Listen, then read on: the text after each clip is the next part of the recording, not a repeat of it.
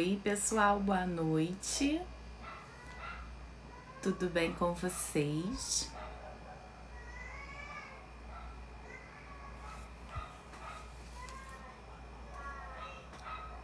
Olá. Tô aguardando um pouquinho para as pessoas entrarem. Tô fixando aqui o título da nossa live de hoje.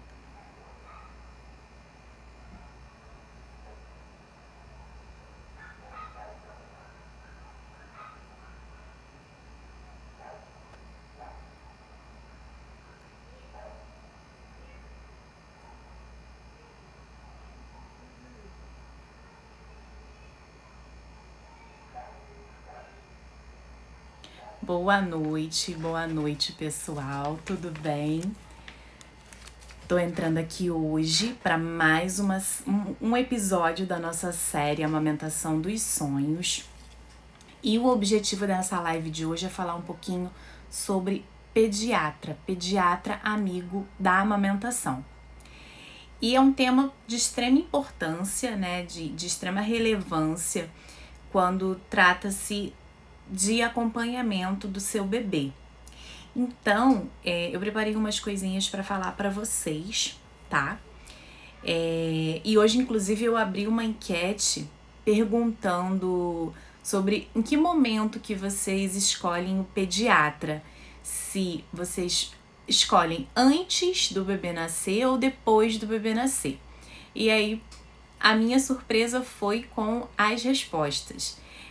Quase 70% das pessoas que responderam colocaram que a escolha do pediatra ela se dá após o nascimento do bebê.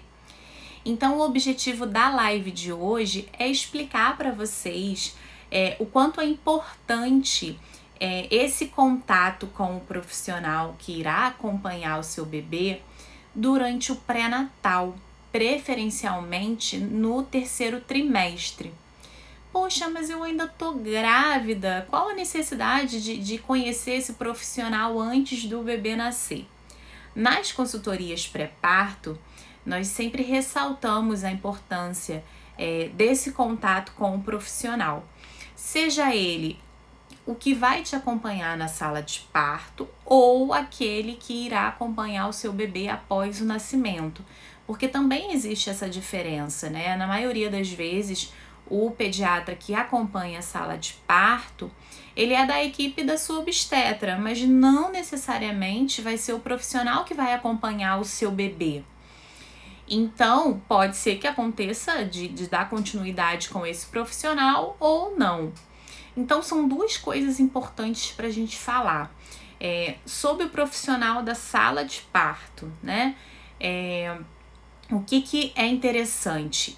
Esse contato com ele pode acontecer através do seu obstetra, através de uma consulta que você possa fazer com ele, mas entenda que é importante você escolher esse profissional que irá acompanhar o seu bebê, porque ele vai ficar durante 1 ano ou mais, né? Durante todos os meses em contato direto com você, então ele passa a ser o seu porto seguro, a sua referência. Então, essa escolha ela precisa ser bem criteriosa. Por quê?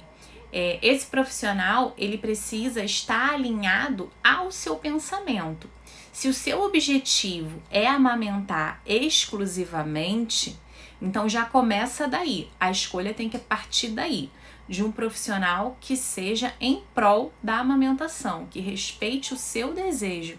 E quando eu digo respeitar o seu desejo, eu não estou falando apenas do profissional pediatra, não, de toda a sua equipe, mas quando eu digo do profissional pediatra, porque vai estar em contato direto e acompanhamento do desenvolvimento e crescimento do seu bebê. Então, ele precisa, de fato, ter esse respeito pela sua decisão. E aí, quando eu falo sobre isso durante a consulta do pré-natal, eu ressalto sempre a importância do primeiro contato acontecer antes, para que dê tempo de você encontrar um outro profissional, caso você não tenha alinhado o perfil desse profissional em respeito às suas decisões. Mas por que é importante essa primeira consulta? Para você entender um pouquinho qual a linha de raciocínio dele.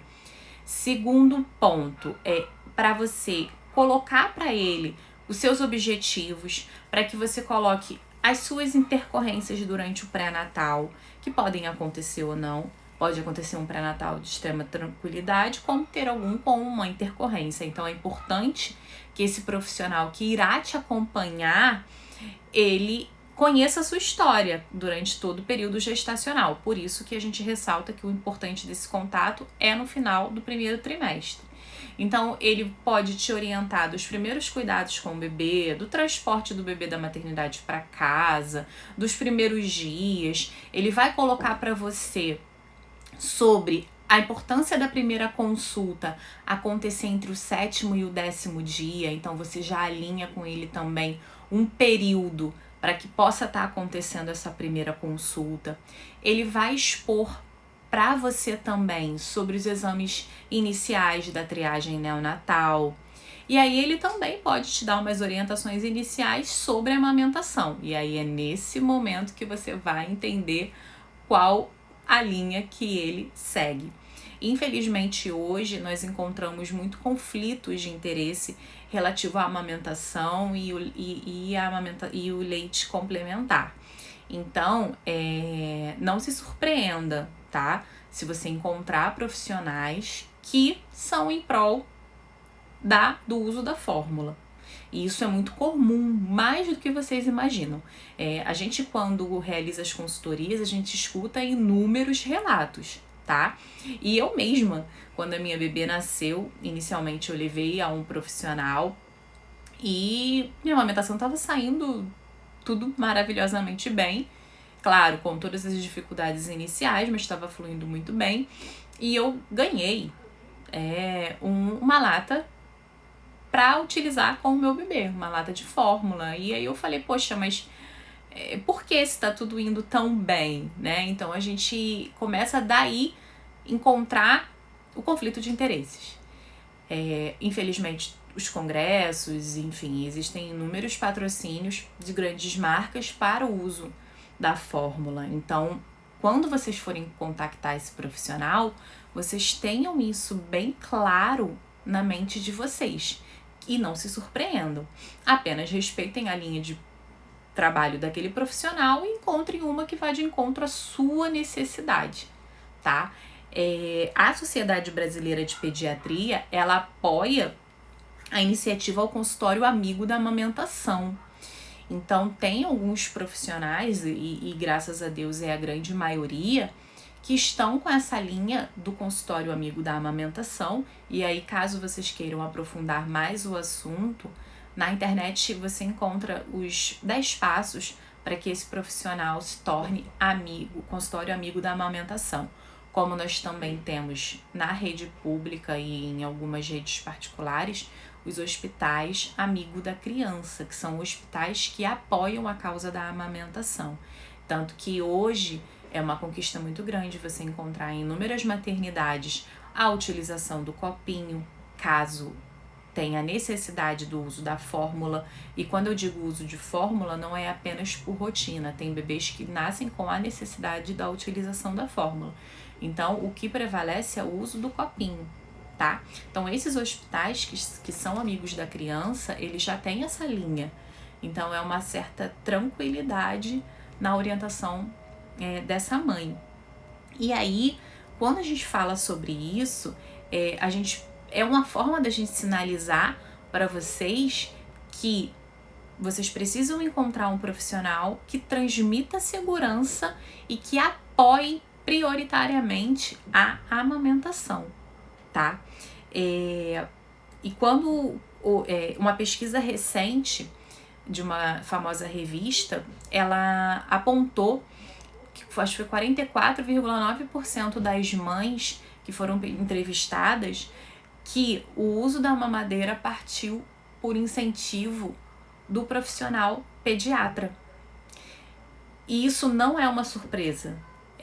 Recentemente, eu em atendimento a uma cliente, a uma mãe, né, que precisava de apoio para a amamentação. Ela tinha tudo para que fluísse bem, mas ela faltava a orientação. E quando ela saiu da maternidade, ela saiu com a prescrição da fórmula, ela saiu com a orientação do uso da mamadeira, ela saiu com o uso da concha, ela saiu com todas as orientações para o desmame, para desenvolver um trauma mamilar, para desenvolver uma candidíase mamária. Então, todas as orientações que ela recebeu, quando eu cheguei para ela, eu falei: seu objetivo é amamentar?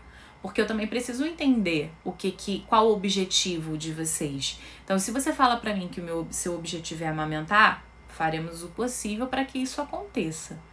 Então, eu quando cheguei para ela falei: esquece tudo que você aprendeu, vamos apagar e vamos começar do zero. Porque de fato ela foi mal orientada e isso é uma responsabilidade muito grande.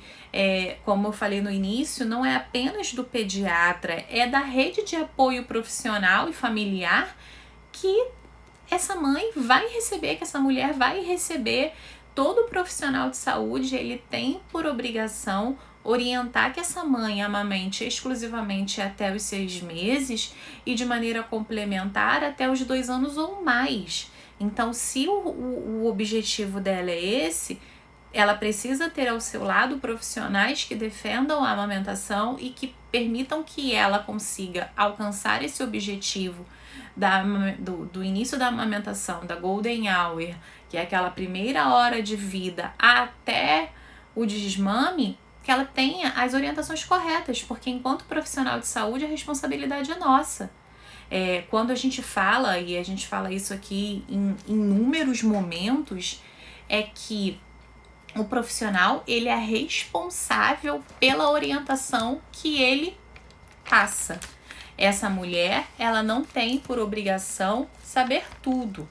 Então, nós temos que nos atualizar, nós temos que informar a ela. E quando eu falo informar, eu não digo só através das consultas de pré-natal, através das consultorias. Não, eu também falo da responsabilidade do que a gente coloca aqui nas redes sociais.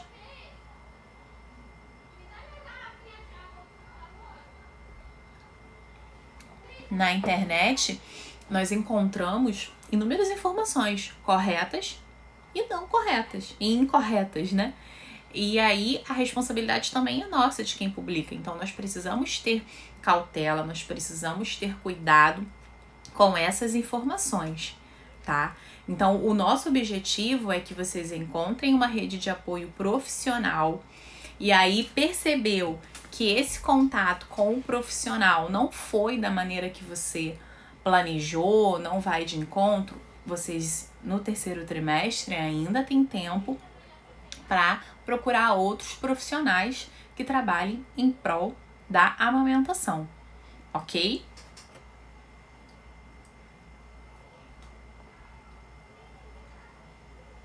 E aí, a gente, enquanto consultora, precisamos estar alinhada com o seu pediatra.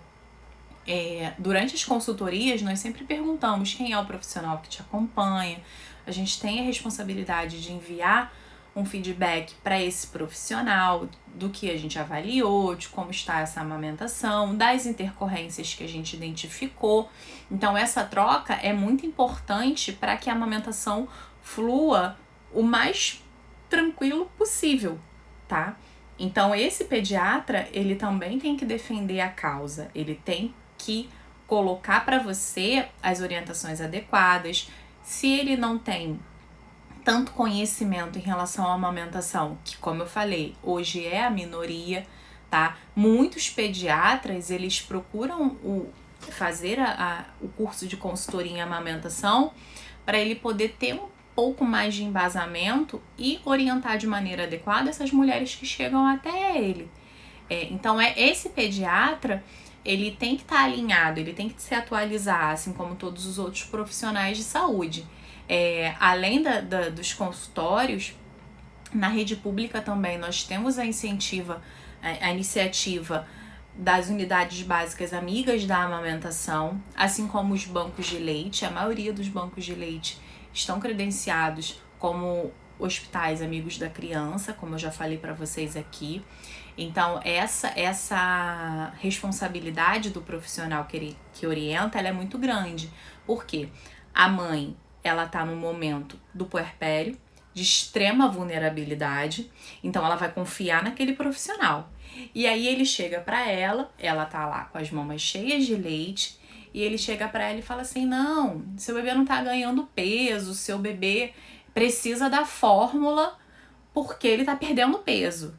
Não existe nada mais desesperador para uma mãe do que isso.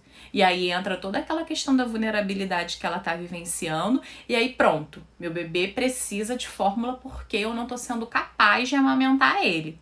Acabou, seu mundo desaba aí. E eu vivi isso muito recentemente. Eu atendi uma mãe que ouviu essa informação, mas ela resolveu, antes de tudo, procurar ajuda. Para quê?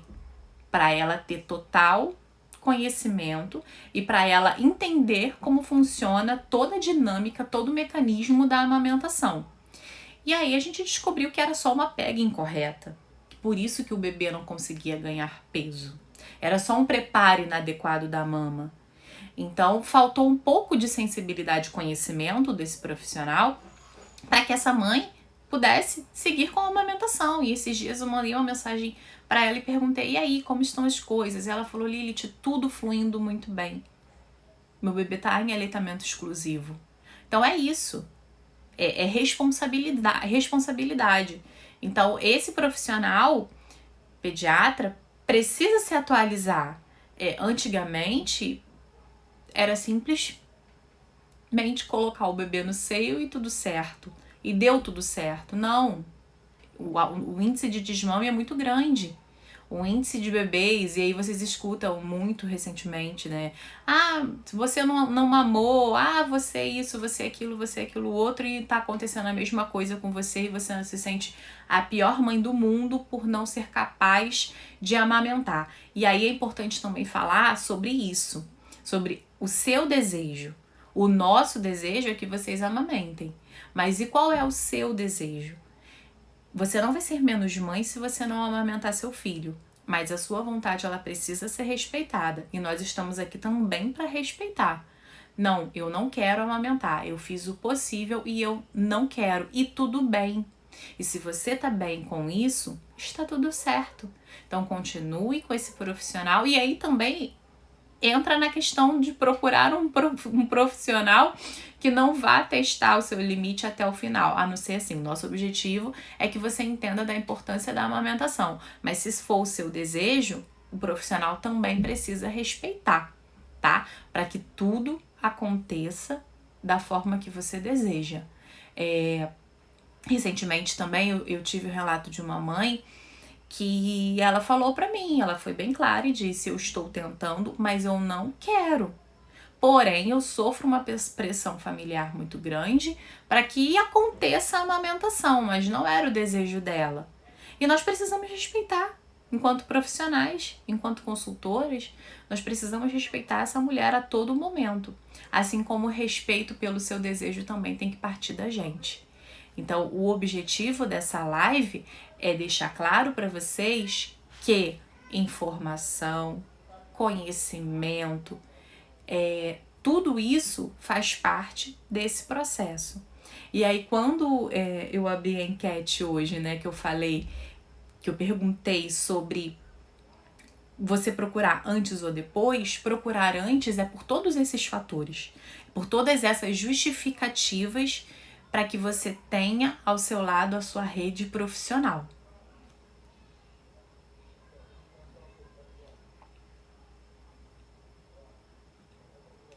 E aí a Ana Beatriz colocou aqui pra gente: lembro da minha mãe, ela sofreu para dar mamar para minha irmã mais nova, sangrava muito, parecia que o bico ia cair.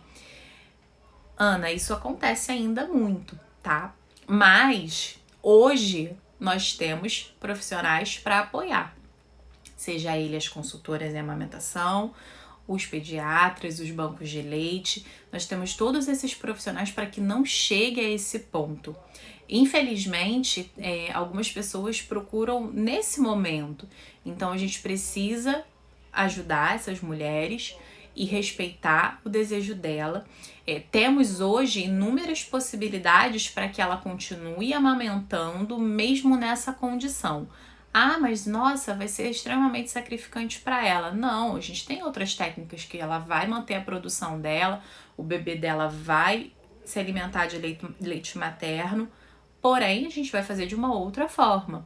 Então, o conhecimento, buscar ajuda é o primeiro passo, muito importante. E aí, quando eu falo sobre isso, imagina, se essa mulher chega num local onde ela não é bem acolhida, onde ela não tem a informação de acordo com o que ela merece, o que vão passar para ela?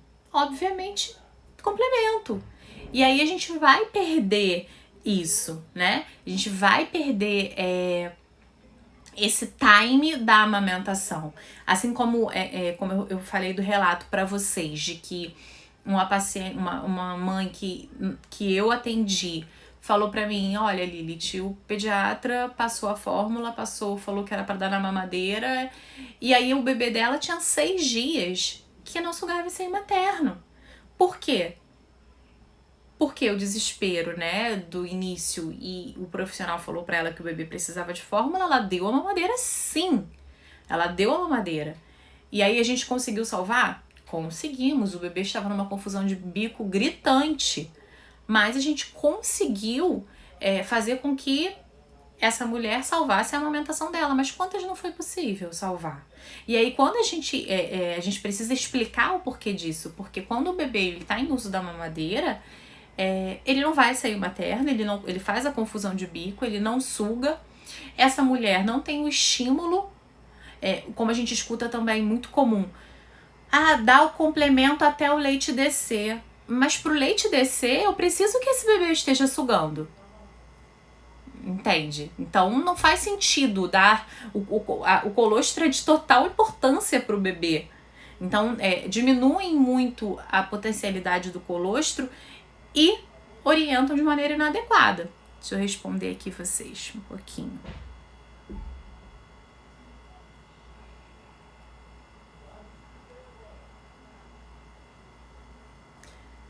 A Monique colocou, né? Minha mãe sofreu muito para amamentar, era muito sangue, ela gritava de dor.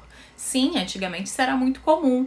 Eu falo até por mim também, eu mamei até os 4 meses, porque minha mãe teve uma perda muito importante na família, e aí o lado emocional pesou muito, tá? Que também pode acontecer, e aí o leite secou.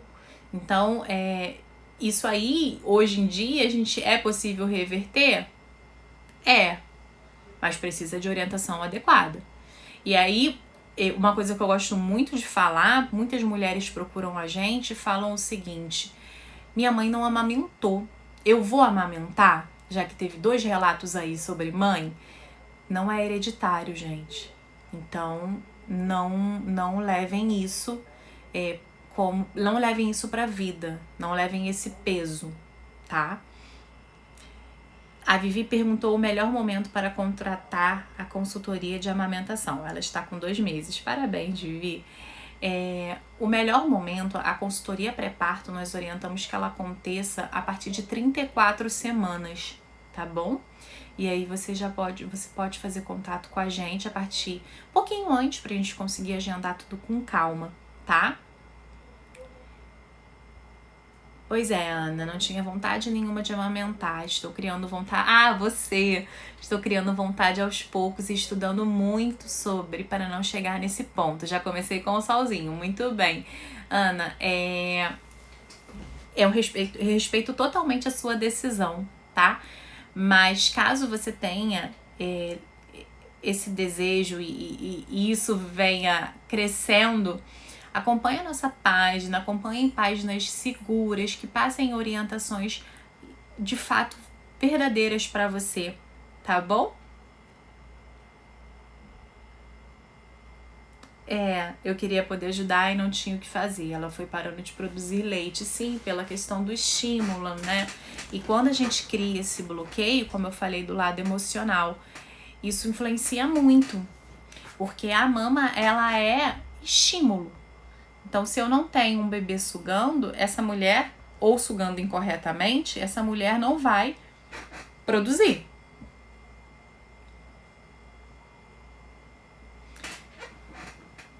Alessandrina, quando o bebê quer mamar além do que os seios produzem, qual a melhor forma de orientar? O seu seio, ele vai produzir de acordo com o estímulo de sucção. Você não é não sei se o caso é com você, mas você não é estoque, você é fábrica. Então você sempre vai produzir. E aí a gente precisa entender como está esse reflexo de ejeção, essa produção de leite. Por quê? Porque quando o bebê chega para mamar, o corpo entende que o bebê está ali e aí ele começa a responder o estímulo de sucção, liberando hormônios para que esse leite desça de acordo com o reflexo de ejeção. Então a gente tem que entender um pouquinho do porquê que essa demanda não está sendo suficiente para o bebê, tá? Pode ser uma pega incorreta, pode ser uma dificuldade de sucção. Seria interessante uma avaliação, seja de uma consultora, seja do banco de leite, para que a gente possa entender melhor por que dessa dificuldade, tá?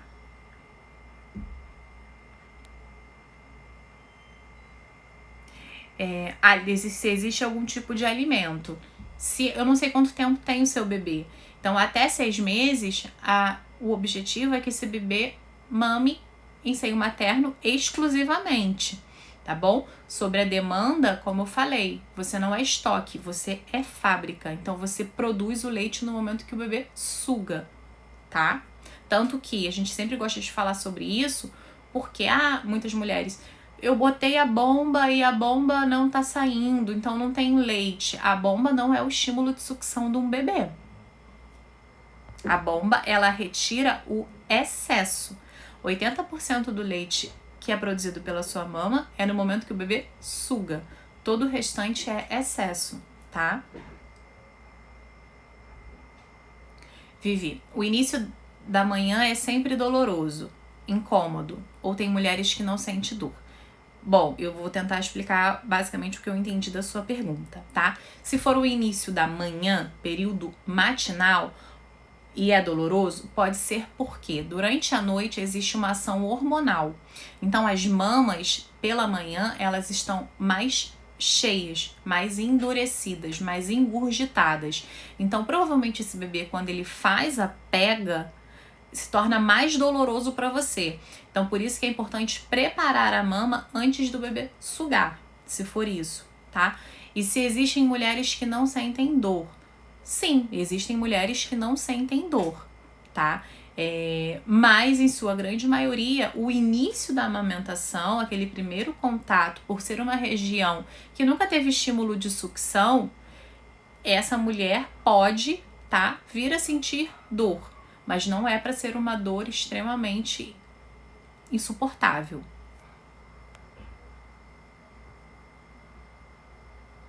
O começo da amamentação, sim, ele acaba se tornando um pouquinho doloroso pelo que eu expliquei.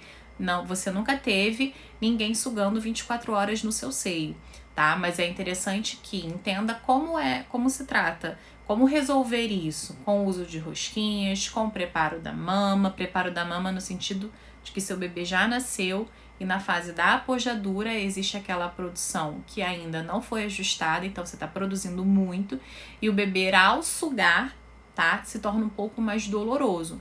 Porém, aos poucos, cuidando da mama de maneira adequada, essa dor vai amenizar.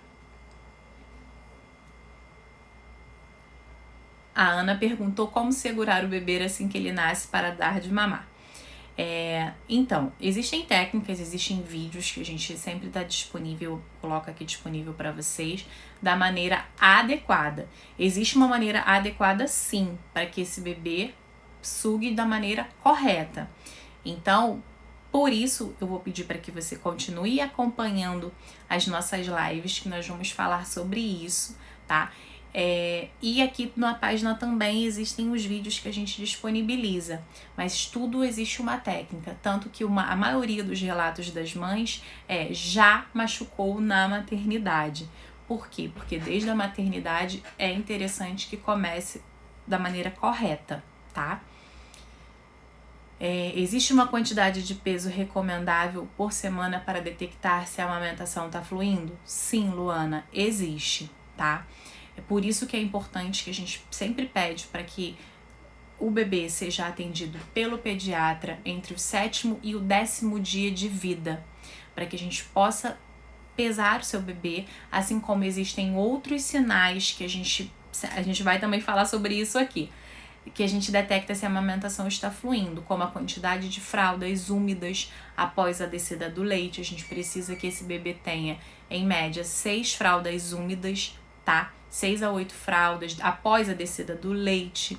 Então, são sinais que a gente vai colocar aqui na nossa série da amamentação dos sonhos e que nós podemos orientar você melhor. Seu bebê em 11 dias ganhou 300 gramas e a pediatra disse que tá bom. Sim, é considerável. Em amamentação exclusiva ele tá indo bem. A Jéssica perguntou como deixar a boquinha do neném para fora da boca. Parece que a pega está correta, mas o neném reclama e está fissurando ainda. Jéssica, primeiro é interessante avaliar essa boquinha, se esse bebê tem presença de frênulo alterado, que é o frênulozinho pode ser tanto labial quanto na língua, tá? Fugiu a palavra. E a gente, pra essa boquinha acontecer, ele tem que entrar no seu seio de maneira adequada, com a boquinha aberta, tá? Para que ele faça o reflexo de busca e consiga fazer a pega correta. Se ainda está fissurando, eu não sei quanto tempo tem o seu bebê, é interessante também avaliar esse preparo da mama, se está ok, e principalmente a avaliação da fono, se não tem uma alteração de frênulo. Tenho que tirar o leite, o colostro, antes do bebê nascer? Não, Ana, não, tá? Colostro você não vai retirar durante a gestação. O colostro, você pode produzir ou não a partir de 20 semanas, tá? De gestação, mas ele é para ficar ali quietinho, não é para mexer no colostro. Deixa ele ali. O bebê só vai ingerir colostro a partir do nascimento, ok? Jéssica tem 21 dias, é interessante uma avaliação, tá? Para entender se existe alguma alteração aí de frênulo que possa estar ocasionando essas fissuras, porque de fato não era para acontecer mais se a pega está correta.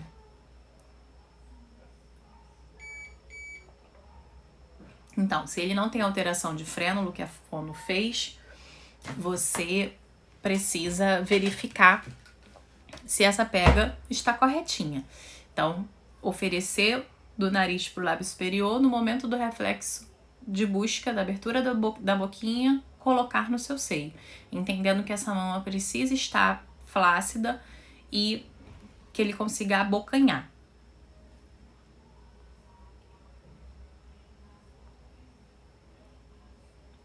Pessoal, então, falamos um pouquinho, eu só vou relembrar sobre a importância do profissional que irá acompanhar.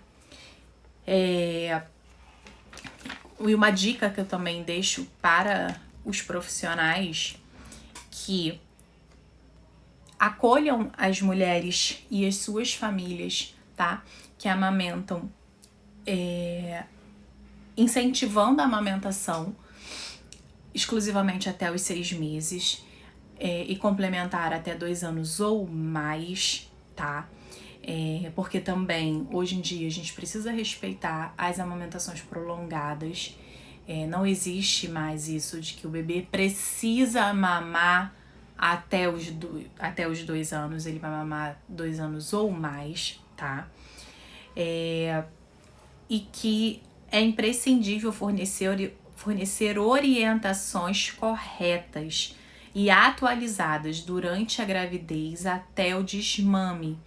Então, é responsabilidade desses profissionais respeitarem o desejo dessas mães e incentivarem a amamentação. Então, eu deixo para vocês a dica de procurar esses profissionais durante a gestação, preferencialmente no 3º trimestre, se apropriarem de informações, entenderem a dinâmica que esses profissionais trabalham, tá? Para ver se vai de encontro ao seu interesse. Lembrando que hoje nós temos conflitos de interesses quando relacionado à amamentação ao leite materno e o leite complementar. Então, se apropriem, respeitem os seus desejos e procure profissionais capacitados para te orientar, tá bom? Eu vou responder a última pergunta aqui da Ana e vou estar encerrando a nossa live. Lembrando que ela vai ficar salva no nosso canal do YouTube. Então, você que chegou no finalzinho, pode ir no nosso canal do YouTube, que daqui a pouquinho ela já vai estar lá disponível para vocês.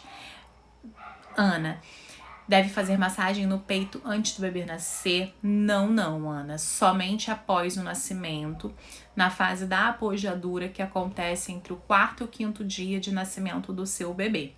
Tá bom? Espero que vocês tenham gostado. E um beijo para vocês. Continuem acompanhando a nossa série Amamentação dos Sonhos, toda terça e quinta aqui no Instagram. E após esse período, ela estará salva no YouTube. Um beijinho para vocês e tchau, tchau!